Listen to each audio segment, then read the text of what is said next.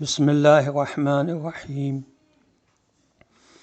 الحمد للہ رب العالمین وصلی اللہ علی محمد وآل بیتہ الطیبین الطاہرین المعصومین المظلومین اما بعد فقد قال اللہ سبحانہ وتعالی فی کتابہ المجید وفرقانہ الحمید وقولہ الحق وهو اصدق الصادقین اعوذ باللہ من الشیطان اللعین الرجیم اولا يرون انہم یفتنون فی کل عام مرۃ او مرتین ثم لا یتوبون ولا هم یذکرون صدق اللہ العلی العظیم۔ السلام علیکم ورحمۃ اللہ وبرکاتہ۔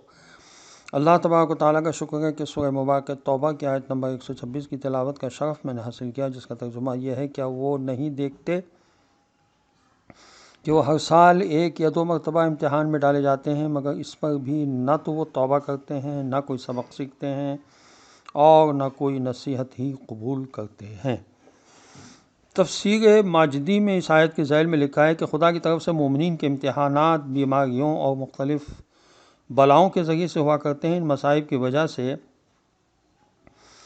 مومنین اپنی اصلاح کی طرف متوجہ ہوتے ہیں، ان کے گناہ معاف ہوتے ہیں، ان کے درجات میں بلندی عطا ہوتی ہے۔ تفسیر فصل الخطاب میں علامہ علی نقی صاحب نے لکھا ہے، لیکن جو ایمان کی دولت سے محروم ہیں وہ اسے اتفاقات زمانہ کہہ کر ٹال دیتے ہیں۔ تفسیر عثمانی میں اس آیت کے ذیل میں لکھا ہے کہ مطلب یہ بھی ہے کہ ہر سال کم سے کم ایک دو مرتبہ منافقین کا امتحان لیا جاتا ہے، مگر وہ ایسے بے حیا اور بد باطن ہیں کہ تازیانوں پر تازیانے کھا کر بھی ٹس سے مس نہیں ہوتے، نہ تو پچھلی خطاؤں پر توبہ کرتے ہیں اور نہ آئندہ کے لیے نصیحت پکڑتے ہیں۔ اس کا مطلب یہ ہے کہ ہمیں قرآن کی ہر آیت سے نصیحت لینا چاہیے۔ عالم برزخ کے لیے ہمیں تیاری کرنا چاہیے ہے۔ عالم برزخ کی تشبیہ نیند اور سونے سے دی گئی ہے۔ سورہ مبارکہ زمر کی آیت نمبر 42 میں ارشاد ہوتا ہے، اللہ یتوفی الانفس حین موتہا واللتی لم تمت فی منامہا فیمسک التی قضا علیہا الموت ویرسل الاخری الی اجل مسمی۔ مرتے وقت روح کو قبض کر لیتا ہے خدا، اور جو نہیں مرتے ان کی روحوں کو بھی سوتے وقت طلب کر لیتا ہے، اور پھر جس کی موت کا فیصلہ کر لیتا ہے اس کی روح کو اپنے پاس روک لیتا ہے اور دوسری روحوں کو ایک مقررہ مدت تک کے لیے آزاد کر دیتا ہے۔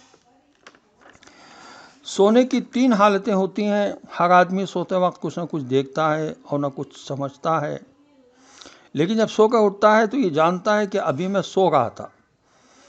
نمبر 2، انسان سونے کی حالت میں اچھے اچھے خواب دیکھتا ہے، اور اگر اس وقت وہ جاگ جاتا ہے تو اسے افسوس ہوتا ہے کہ کاش اور سوتا۔ نمبر 3، کبھی یہی انسان سونے میں خطرناک اور ہولناک خواب دیکھتا ہے اور اس خوف و ہراس کی وجہ سے سونے کے عالم میں فریاد کرتا اور چلاتا ہے اور اپنی ہی آواز سے اٹھ کر بیٹھ جاتا ہے۔ عالم برزخ بھی اسی طرح سے ہے۔ دوسری قسم کفار و مشرکین کے جیسے ہے، اور جس حالت میں لوگ بے خبر رہتے ہیں وہ عام لوگوں کی مثال ہے۔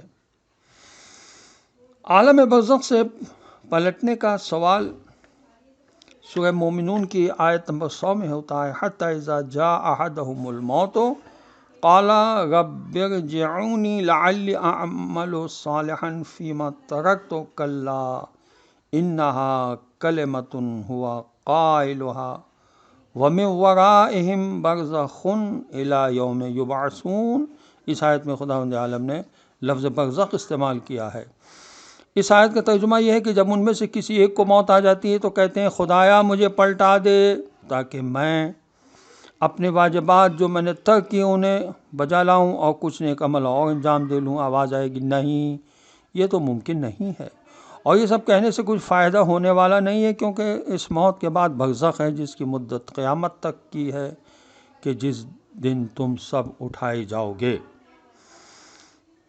عالم برزخ میں قوم فرعون کے لیے عذاب ہوا، اس کا بھی تذکرہ ہے۔ مومن آل یاسین کا بھی تذکرہ ہے۔